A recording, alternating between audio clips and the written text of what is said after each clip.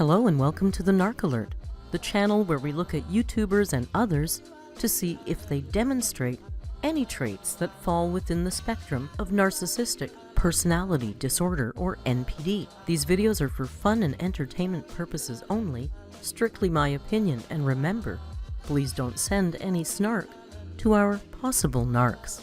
So key points to remember: hello my lovely lurks, messy fun, back to the Narc Alert. Not well, there's been quite a little shake-up in the Amberverse this week as Amber continues to answer Instagram questions about Becky. And now she's wandered in to her cancer diagnosis and Becky's responsibility for it or not. I thought tonight it might be fun to look at her Instagram posts of late and compare them to all the times Becky had helped her during her cancer journey. Maybe we can determine if it's true that Becky just didn't care enough. Let's get into it. Do you think your cancer journey would have been different if you were with your current girlfriend? I would have went to the doctor sooner. I wouldn't have ever waited till I was bleeding to death to be rushed to the ER. Are you insinuating that it's Becky's fault that you didn't go to the doctor sooner, pre-cancer? Well, she didn't seem concerned, which made it to where I was less concerned than I should have been. I'm pretty sure we talked about this on live stream, but she didn't even want to take me to the ER the night I was bleeding to death. She admits that it was wrong of her, and I accepted her apology, and I hold zero resentment. But my girlfriend now would have literally forced me into the gynecology office, even if I was bleeding for more than 2 months, let alone almost 3 years. Sometimes your surroundings and environment play a big role in situations like this. Just remember to advocate for yourself, because I didn't till I finally did. And it was almost too late. It's up to you to save yourself, no one else. You did blame Becky, though, saying she wasn't concerned, so that's why you let it go? WTF? That's not me blaming Becky. I'm admitting that it's my fault for not advocating for myself. I just didn't care enough, so I shoved all my fears away. That is my fault. Mine. Only mine. So, I've never been to a gyno, and that's my fault, which I get it. She thought maybe possibly I would go have surgery and have a, what is it called, babe? DNC. DNC. I also got an ultrasound done of, was it my ovaries? My ovaries. And your cervix. And my cervix. Long story short, I did have surgery. Afterwards, they told me that I do have sleep apnea. I've never been tested, and while they were doing the surgery, I would stop breathing a lot. Now I'm back home, which scares me, because I'm not under, the supervision that I wish I could be under. Me and Becky went straight to bed because we didn't really get any sleep besides on and off sleeping, and then when I was on anesthesia. How long was that for? Maybe an hour and a half. I just know that if it gets worse again, then I'm going to go back to the ER. And I have content for you, and I know that I want to upload it. I know that I need to upload them. And I know it's going to be a little weird because you're going to be watching footage, and there's, a little bit of talk of me saying, yeah, I know something's wrong with me. I should see a gyno. So that's going to be a little weird. It is even stranger given that today you claim you didn't even think about it due to Becky not caring enough.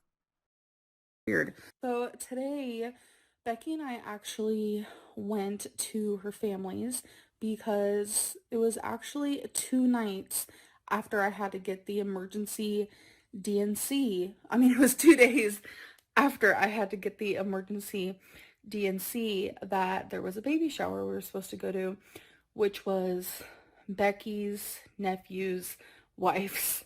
Whew, that's a lot. And we didn't get to go because I couldn't even really move, and Becky didn't want to leave me. So I just wanted to film this real quick while eating because Becky and I actually have to go to her family's. It's kind of an emergency. I don't know if I said, but they just have Tapatio. I need the results this week, and today is, babe, today's Tuesday, right? Yeah. Hurts really bad to be sitting in a chair, so I'm not sure how that's gonna go. Becky already missed a family event to stay home by Amber's side. Now Amber seems a little put out by having to go to Becky's family for an emergency, almost as if they are stealing her thunder. With the car ride and being at Becky's family's. I need the results this week, and today is, babe, today's Tuesday, right?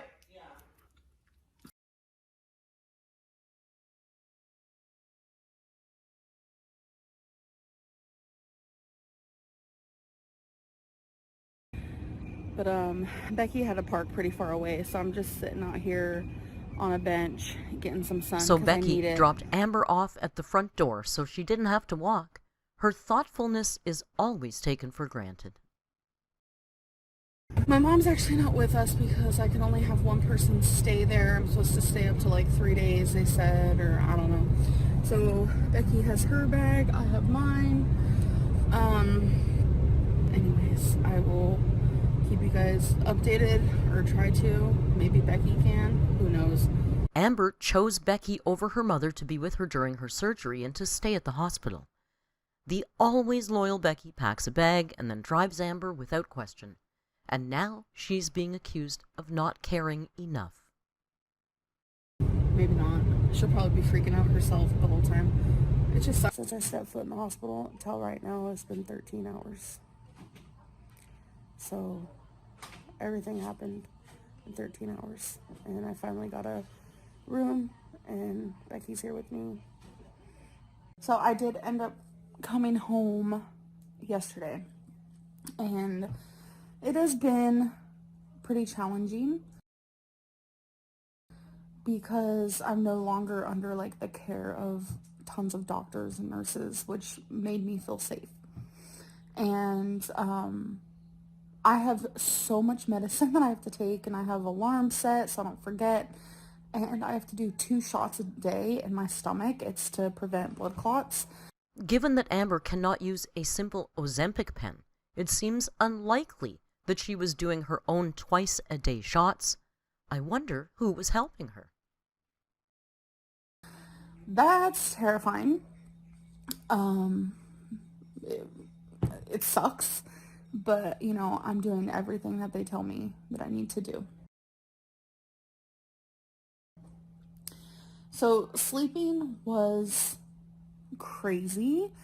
Long story short, I'm definitely gonna have to use the recliner. I did have a what is it called, babe? The thing that they put in your spine? Epidural. I forgot what it was called for a minute. As usual, Becky is right at Amber's side, ready to help her at the drop of a hat. But I'm doing pretty good. My incision is still really good. Haven't popped a stitch or anything like that. No infection. I'm just not looking forward to the next 3 months. I'm just very grateful for Becky and my mom to be helping me during this time, because without them, I'd be screwed. So it's now been a week and a day since my surgery. I'm listening to my body. They said that's very important, and I agree that's very important. Don't overdo it because you could really hurt yourself. I get up, go to the bathroom, shower.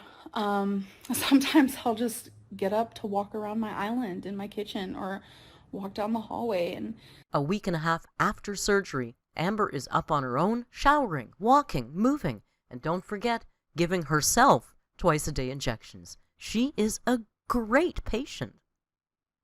Some sort of movement.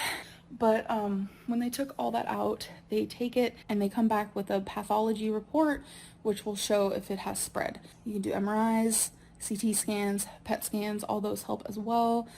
I have not gotten my pathology. I can't fit in an MRI machine. I can't do a PET scan. When I did the CT, they said my lymph nodes are swollen. There's nothing they could do about that because of my weight. It would have put me very bad risk if they would have taken my lymph nodes or biopsied them or anything. So they weren't able to do that. What they saw, the cancer was not only in my uterus lining, it went into the muscle. So they're hoping that's as far as it went.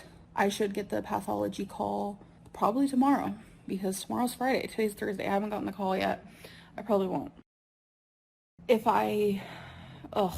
it has spread, obviously radiation and chemotherapy are going to be very popular topics in my life. If it has not spread, and if my lymph nodes look like they have gotten smaller, then I don't think radiation and chemotherapy are going to be even a topic of discussion. I don't know though. Amber had a multidisciplinary team to help her post-surgery, including help to lose weight, to fit in the machines, to get the tests required to check on her health. She claims to have many CT scans since. That's really what my my follow-up appointments for with my oncologist, who is the one who did my surgery. It is one of the only cancers that you can get cured from it strictly just by surgery. So in my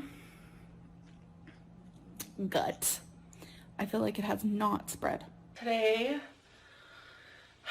is the day. I'm getting a CT scan. It is my follow-up. First time in a car in 5 weeks.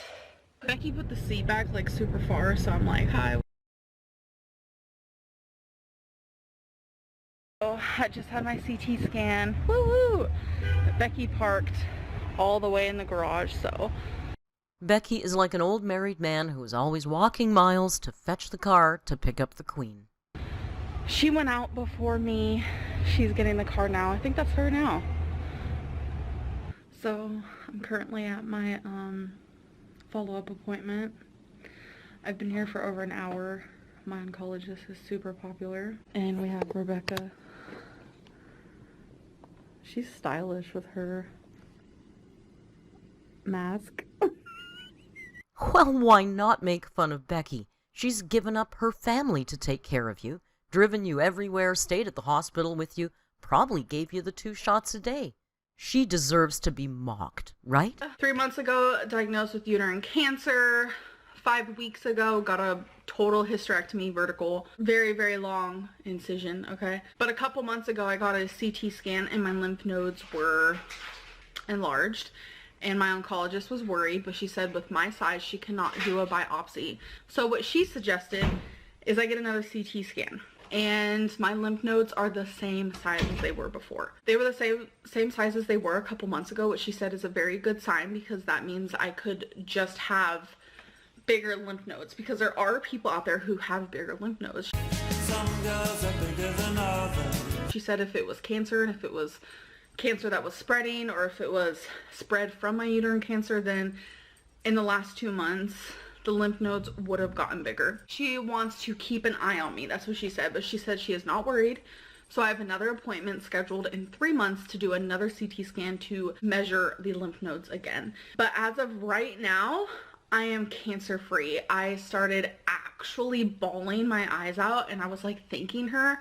And I could tell she probably gets that kind of praise every single day. I was literally bawling. I was just like, oh my god, so thank you so much. She saved my life, and I'm so grateful for her. Well, congratulations, Amber, on being cancer-free. Gosh, I thought it took 5 years before they would declare you cancer-free. She is a medical marvel.